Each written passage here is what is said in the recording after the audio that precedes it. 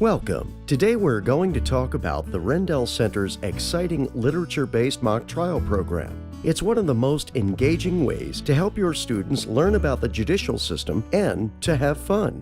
We're going to show you how to introduce and hold successful literature-based mock trials in your classroom. But before we can do that, let's answer the question, what is a literature-based mock trial? Our literature-based mock trials offer students the opportunity to deepen their understanding of the work of literature while learning about the judicial system. The mock trial is an effective learning tool.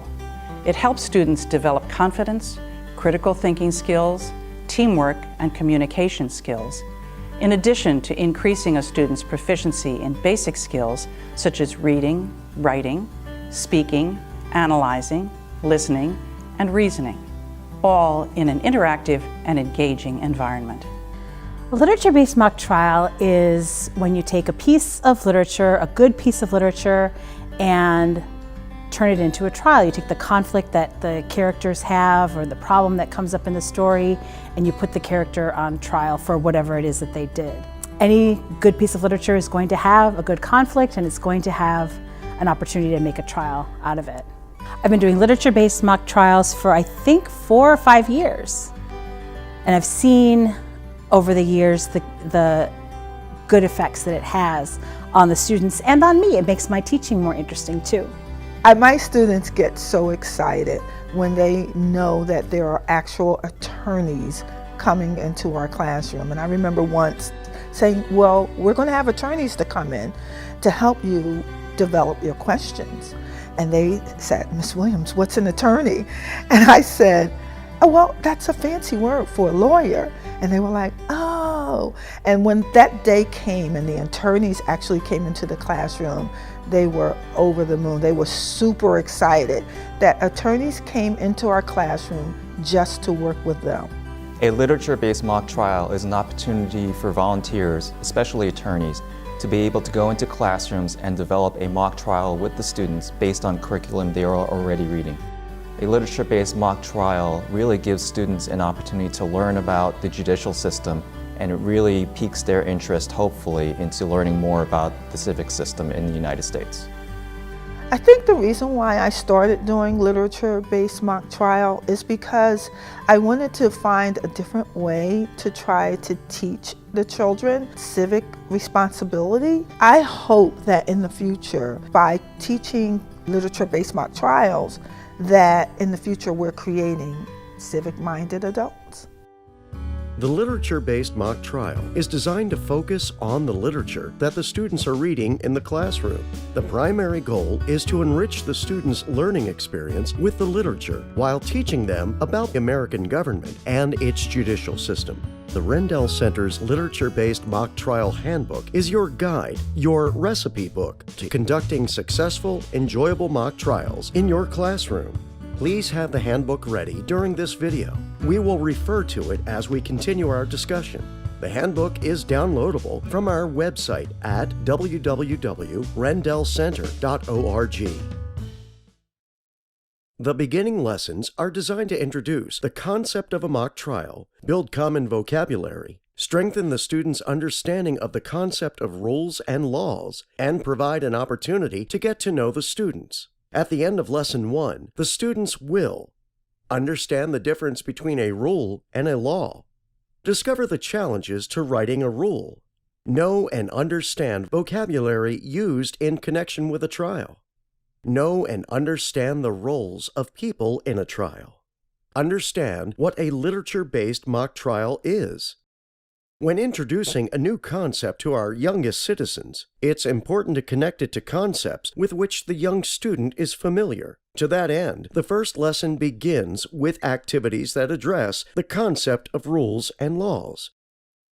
The Thinking About Rules and Laws information sheet and Writing a Rule activity are in your literature-based mock trial handbook on pages 7 and 8. You should lead the whole class in a discussion of these worksheets. It is important for students to learn about rules and laws and the differences between rules and laws. After discussing the sheet, choose one of the activities that follow in the handbook. They are no hats in the classroom, no food in the classroom, or no animals in the library. These exercises help the students better understand the challenges of writing a rule and law. Each are linked to a short children's book that can be read prior to the discussion, which will bring the scenario to life for the students. For example, in the book Library Lion by Michelle Knudsen, the librarian, Miss Merriweather, had a good rule about no running in the library. Is that a good rule to have? Are there exceptions? The book is about an exception to the rule. The worksheet has other exceptions for you to discuss with your students. At the end of Lesson 2, students will know and understand vocabulary used in connection with a trial. Know and understand the roles of the people in a trial. Understand what a literature-based mock trial is. An important step in learning about our judicial system is establishing a common language and clearing up any misinformation students might have around the vocabulary of the courtroom. Using the chart Creating a Common Language, work through the judicial terms, and then have the student do the What We Know About a Trial sheet. These are found on pages 12 and 13 of the Literature-Based Mock Trial Handbook. The handbook contains 2 short scripted literature-based mock trials, which can be used as a way to introduce the mock trial experience to students. One is a criminal trial. The other is a civil case. Scripted trials read like a play, with individuals assigned to read specific parts. Students not reading a part should be assigned as members of the jury. You also have the jury pick a foreperson, the person who tells the class the verdict. The jury can be polled, and each member of the jury tells why he or she arrived at his or her verdict. Additional scripted mock trials can be found on our website. We are now ready to begin the process of writing your own mock trial. This will take a series of 5 lessons. At the end of these lessons, students will understand the purpose for and be able to write an opening statement, direct questions, leading questions, and a closing statement for their mock trial. Develop skills in deliberating. Understand the importance of a jury. Develop an understanding of the judicial system. Gain a deeper understanding of a piece of classroom or classic literature. Develop higher-level thinking skills, critical analysis of problems, strategic thinking, and questioning. Develop skills in preparing and organizing materials. The first step in writing a literature-based mock trial is choosing the piece of literature on which to base the trial. There are no hard and fast rules for how to decide what classroom or classic novel or short story to choose. It can be a piece that is a classroom favorite, or it can be a challenging piece that a mock trial experience would make easier to comprehend. The most important aspect of the piece for this project is that it contains a clear-cut conflict and that the conflict is connected to a law.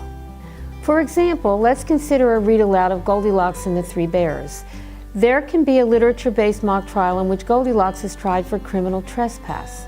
The law on which the mock trial is based states a person commits an offense of criminal trespass if he or she knowingly enters a property without permission. The next step is developing the fact packet. The fact packet tells the story of the conflict by naming the characters from the story who are involved in the conflict and describing the details of what happened. The fact packet can also include characters or events that are added to the story to ensure there are 2 clear-cut sides to the conflict. For example, think again about Goldilocks and developing a trial in which she has been accused of criminal trespass.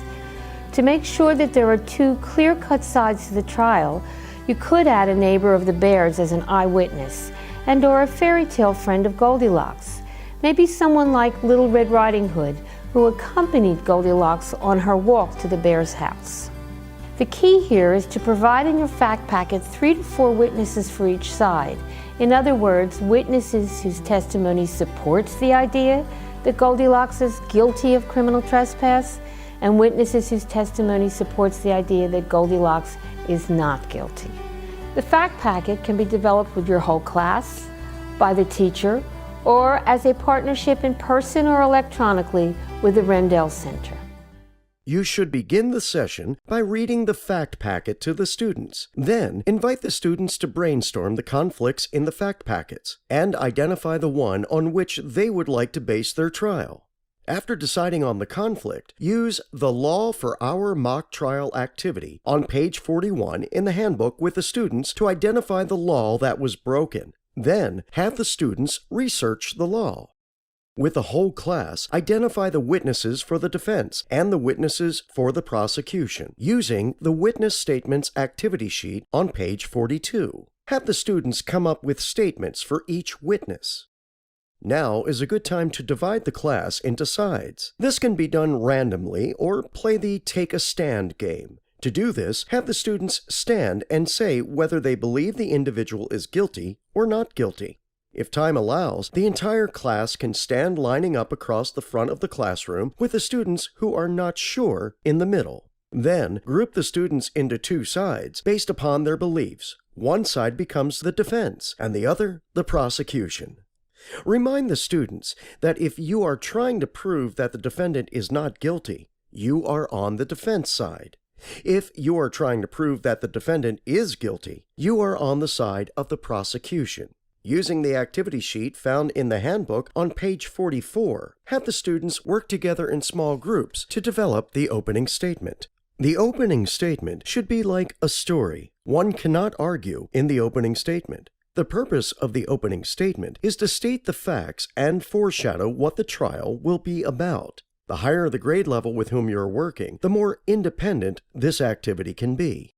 Most opening statements should contain the following: an introduction by the attorney, theory of the case, theme, explanation of the charge and defense, introduction of the major witnesses and the key evidence, conclusion requesting a verdict. Have the students read the Art of Questioning sheet or read it to them. The sheet can be found on page 46. Emphasize the characteristics of both types of questions, the standard questions that a lawyer asks his or her witness when they first begin, and the goal the students must keep in mind when developing their questions.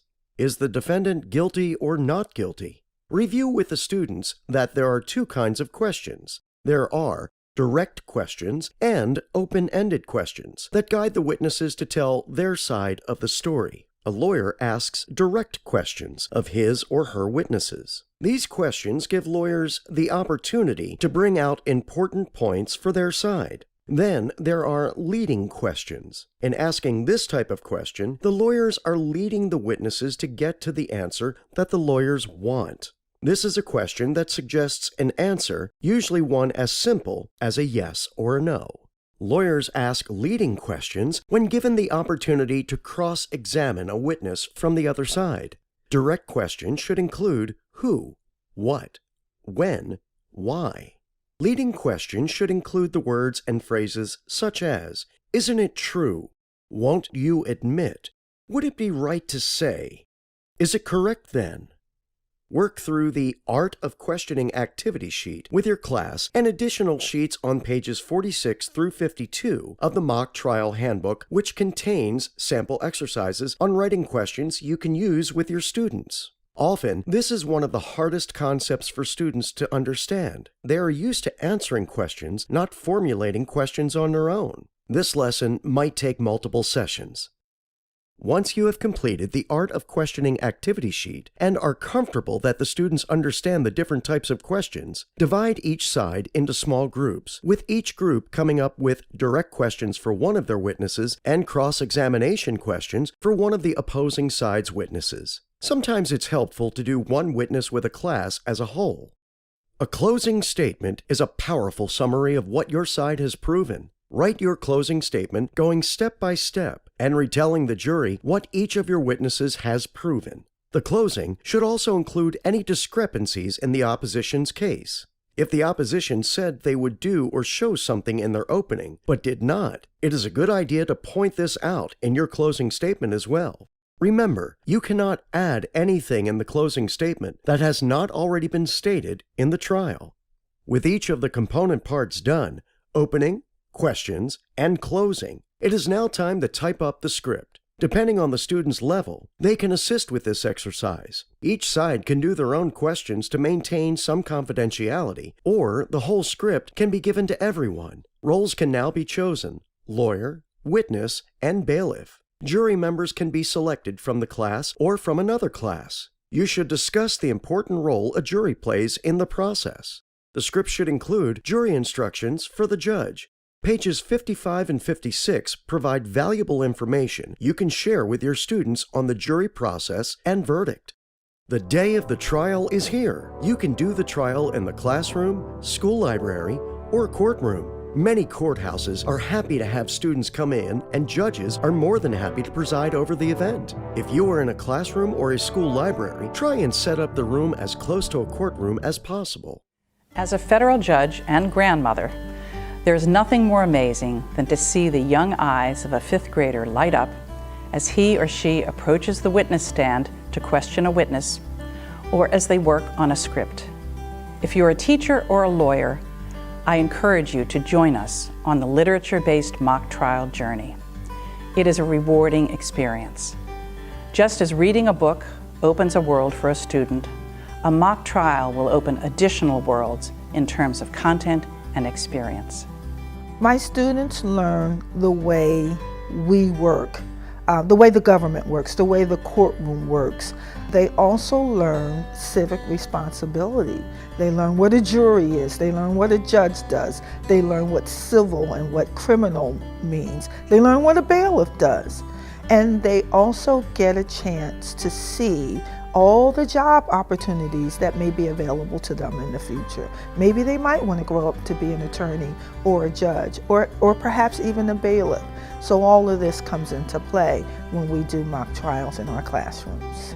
The students learn so much from a literature-based mock trial. In sixth grade, working together is kind of a difficult thing, and they have to work on questioning and working together as a group or as a team. And this is sort of interesting. They don't always get the side that they want. They have to argue a side that they might not believe in, but it teaches really good critical thinking strategies and being able to argue a different side and being able to think of something from a different point of view. And then there's also just to have the knowledge of how a trial works and what happens, who are the people in a trial, who are the people in a courtroom situation. And another thing that kids will really be able to work on and learn during literature-based mock trial is their communication skills. They'll be working on their listening skills because they'll have to listen to each other and listen to what the characters are saying and what they're coming up with in their questions, be able to write all of the things that they have to do. They have to be able to communicate out loud to someone else and be able to use those communication skills. So communication is a huge part of learning in a literature-based mock trial. It is astounding how much our youngest citizens already know and how much more they want to learn. And our literature-based mock trial provides a perfect, unique learning opportunity.